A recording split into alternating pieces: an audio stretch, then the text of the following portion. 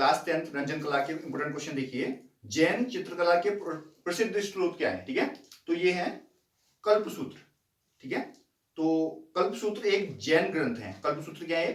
जैन ग्रंथ है जिसमें जैन तीर्थकरों की जीवनी है। ठीक है, जैन के जो तीर्थकर हैं उनकी जीवनी है। यह जैन परंपरा के सर्वाधिक आलोचनात्मक और लोकप्रिय ग्रंथों में से एक है। ठीक है, जो भी जैन की जो परंपराएं हैं उनमें क्या कर रहे हैं, सब आलोचना की गई है उसमें, है और लोकप्रिय भी है। पहला भाग तीर्थकर विशेष रूप से महावीर, है ना, नेमिनाथ और के जीवन से संबंधित है। दूसरे भाग में प्रारंभिक जैन शिक्षकों की बारे में बताया गया है। कल्पसूत्र जैन चित्रों का एक प्रसिद्ध स्रोत है। ठीक है, तो कल्पसूत्र क्या है, ये क्वेश्चन में आएगा तो किससे संबंधित है बोलेगा तो जैन से संबंधित है और जैन चित्रों का एक प्रसिद्ध स्रोत है। यह दैनिक अभ्यास में प्रयोग किए जाने वाले और भिक्षुओं द्वारा पढ़ा और पाठ किया जाता है। कल्पसूत्र का श्रेय भद्रबाहु को दिया जाता है। ठीक है, कल्पसूत्र का श्रेय किसको जाता है? भद्रबाहु को। सबसे अधिक कल्पसूत्र चित्र 14वीं से 16वीं सदी के मध्य तक उभर कर सामने आए। ठीक है, तो कल्पसूत्र के जो चित्र है वो कब उभर के आए? 14वीं और 16वीं सदी में। अब एक क्वेश्चन ये इंपोर्टेंट है, देखिए। इटली पुनर्जागरण पोलीमैथ लियोनार्डो दा विंची द्वारा विश्व प्रसिद्ध पेंटिंग मोनालिसा को किस संग्रहालय में प्रदर्शित किया गया है? ठीक है, तो इसे रखा गया है भाई पेरिस में। कहां रखा गया है? पेरिस में। मोनालिसा इटली के पुनर्जागरण से संबंधित एक पेंटिंग है। ठीक है, तो मोनालिसा की जो पेंटिंग है वो किससे संबंधित है? इटली के पुनर्जागरण से संबंधित है। मोनालिसा की पेंटिंग ये आपके हिस्ट्री में के हिसाब से भी इम्पोर्टेंट है। अभी आपका एसएसटी का एग्जाम होगा तो मोनालिसा की जो पेंटिंग है वो इटली के पुनर्जागरण से संबंधित है। यह इटली के कलाकार लियोनार्डो दा विंची द्वारा बनाई गई आधी लंबाई की पेंटिंग है। ठीक है, इसे सर्वश्रेष्ठ ज्ञात, सबसे अधिक देखी जाने वाली, सबसे अधिक लिखित, सबसे अधिक प्रदर्शित की जाने वाली, दुनिया में कला का सबसे रूढ़ि का टुकड़ा के रूप में वर्णित किया गया है। ठीक है, तो ये क्या है? सबसे सर्वश्रेष्ठ ज्ञात, सबसे अधिक देखी जाने वाली चित्र है मोनालिसा की पेंटिंग, सबसे अधिक लिखित है, सबसे अधिक प्रदर्शित की जाने वाली है।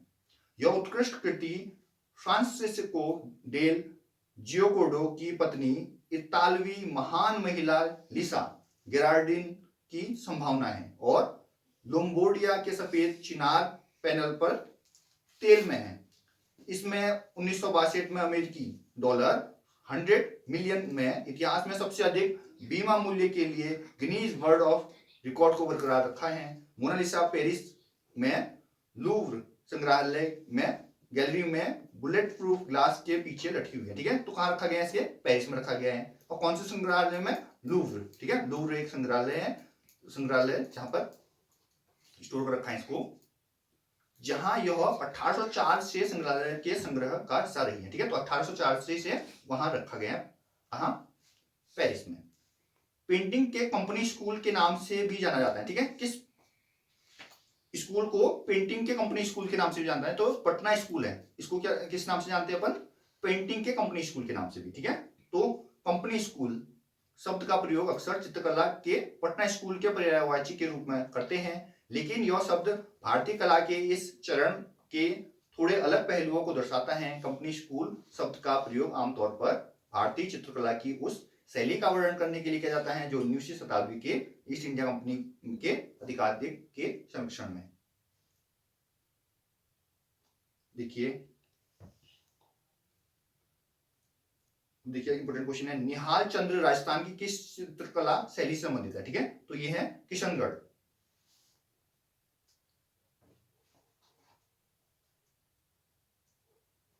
अब है देखो, पेंटिंग के पट्टा चित्र शैली उड़ीसा के सबसे पुरानी और सबसे लोकप्रिय कला रूपों में से एक है। ठीक है, तो जो पेंटिंग की पट्टा चित्र, ठीक है, पट्टी वगैरह जो होती है उनमें जो शैलियां होती हैं वो उड़ीसा से संबंधित है, ऐसा बताया जा रहा है।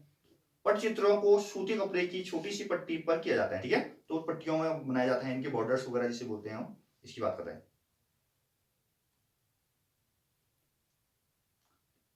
देखो जैसे कि इनमें कुछ लिखा भी जाता है, बता रहे हैं, है ना, जैसे कि थिया बथिया, है ना, ये जगन्नाथ के मंदिर का चित्रण है।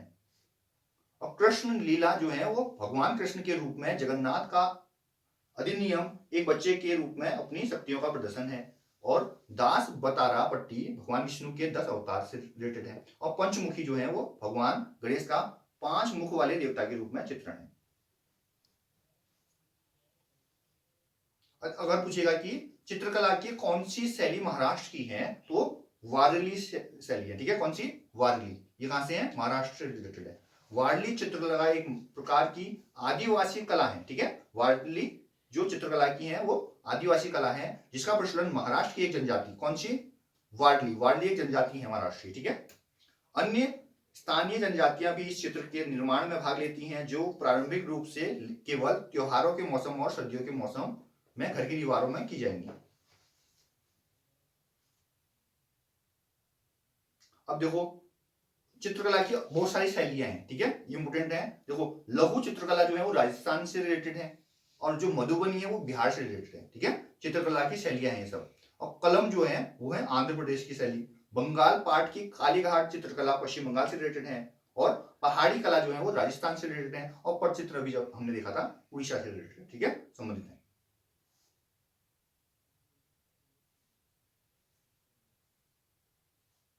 और देखो, कलमकारी आंध्र प्रदेश में उत्पादित एक प्रकार का हाथ से चित्रित सूती कपड़ा है, ठीक है। कलमकारी क्या है? आंध्र प्रदेश से रिलेटेड है। और मनदाना जो है वो राजस्थान की दीवारों और फर्श की चित्रकारी है। मधुबनी अभी हम देखा बिहार से रिलेटेड है। और प्रसिद्ध कोणार्क मंदिर कहां पर स्थित है? उड़ीसा में, ठीक है, इंपोर्टेंट है यहाँ। कौन सा? कोणार्क का मंदिर कहां पर है? उड़ीसा में। कलमकारी अभी हमने देखा था आंध्र प्रदेश से रिलेटेड है।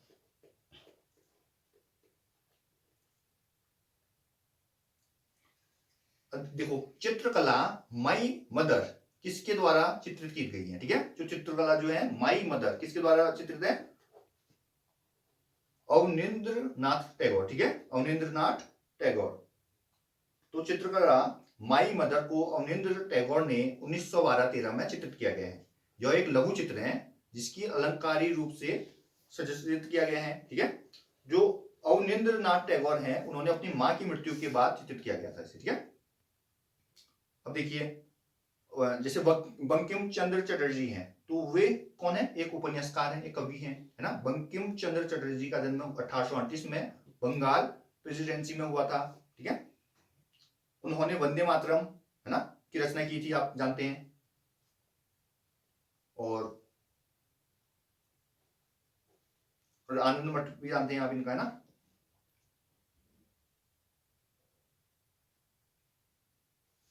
अब एक देवेंद्र नाथ टैगोर है, ठीक है, और ये जो है वो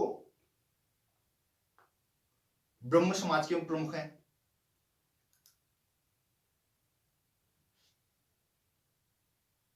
ठीक है, ये है। अब मधुबनी चित्रकला क्या दर्शाती है? तो प्रकृति और हिंदू धार्मिक मूर्तियां बताती हैं ये,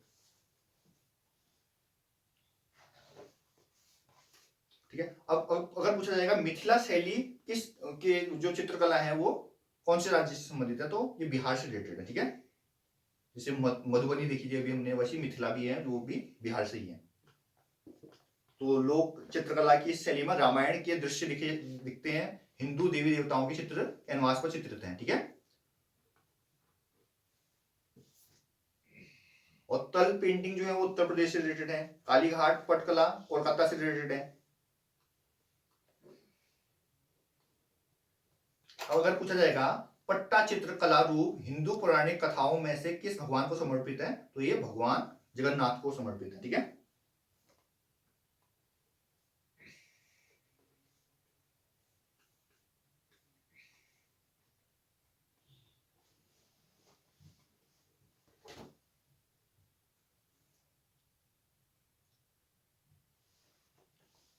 और इसके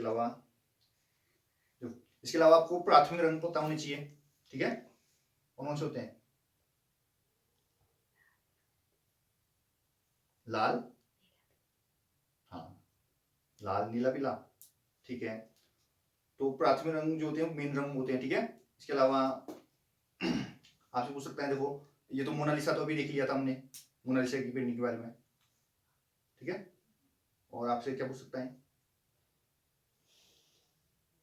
मदर टेरेसा की पेंटिंग के बारे में पूछ सकता है ना। हाँ। और पूछ सकता है क्या? ब्रश के बारे में पूछ सकता है, ठीक है। और रंग कितने प्रकार के हो सकते हैं पूछ सकता है, आपको पता होना चाहिए। क्यों?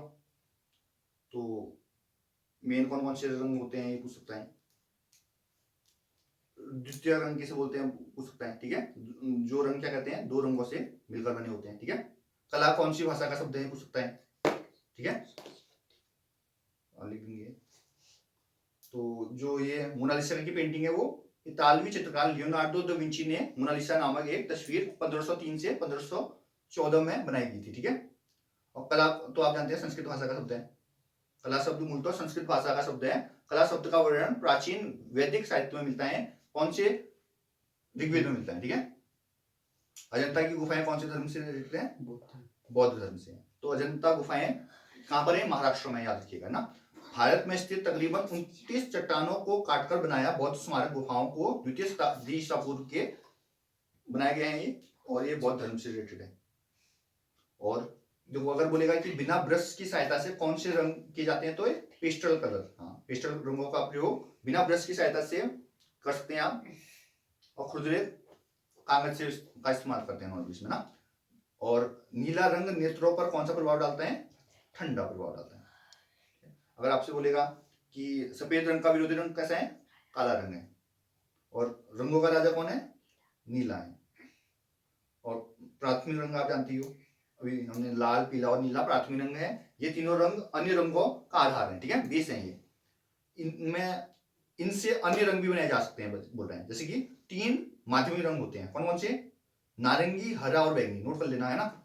जो माध्यमिक रंग है ना, माध्यमिक रंग बोले तो द्वितीय रंग की बात कर रहे हैं, ठीक है। कौन कौन से, नारंगी, हरा और बैंगनी, ये है माध्यमिक रंग। और प्राथमिक क्या होता है मैंने, लाल, पीला और नीला। और 6 तृतीयक रंग है, ठीक है। 6 कितने, कौन से हैं, तृतीयक रंग। कौन कौन से हैं 6 भैया, एक तो हो गया लाल नारंगी, ठीक है, लाल नारंगी। दूसरा हो गया पीला नारंगी, ठीक है। तीसरा हो गया पीला हरा। चौथा हो गया नीला हरा। पांचवा हो गया नीला बैंगनी। और छठा हो गया लाल बैंगनी, ठीक है। तृतीयक रंग किसे बोलते हैं, जो प्राथमिक को द्वितीयक के साथ मिला के बनता है, ठीक है। स्टार्टिंग से बोल रहा हूं मैं, लाल, पीला, नीला प्राथमिक रंग है। ये तीनों रंग अन्य रंगों का आधार है। इनसे अन्य रंग भी बनाए जा सकते हैं। 3 माध्यमिक रंग नारंगी, हरा और बैंगनी है, ठीक है। 6 तृतीयक रंग है, लाल नारंगी, पीला नारंगी, पीला हरा, नीला हरा, नीला बैंगनी, लाल बैंगनी, ठीक है। जो प्राथमिक को द्वितीयक के साथ मिलाने से बनते हैं, ठीक है। तृतीयक रंग कैसे बनते हैं बोलेगा तो प्राथमिक को द्वितीयक से मिला के बनेंगे तृतीयक रंग। और ओस्टवार्ड रंग चक्र में कितने रंग होते हैं आप जानते हैं, 8 रंग होते हैं, ठीक है। तो ओस्टवार्ड रंग चक्र में 8 रंग होते हैं। रंग चक्र के अनुसार ओस्टवार्ड रंग चक्र में 8 रंग होते हैं। यह सभी रंग एक दूसरे के समान होते हैं। जब इन सभी रंगों को एक वृत्ताकार चक्र में व्यवस्थित किया जाता है तो 8 रंगों के द्वारा एक चक्र बनता है, जिसे क्या बोलते हैं हम, ओस्टवार्ड रंग चक्र।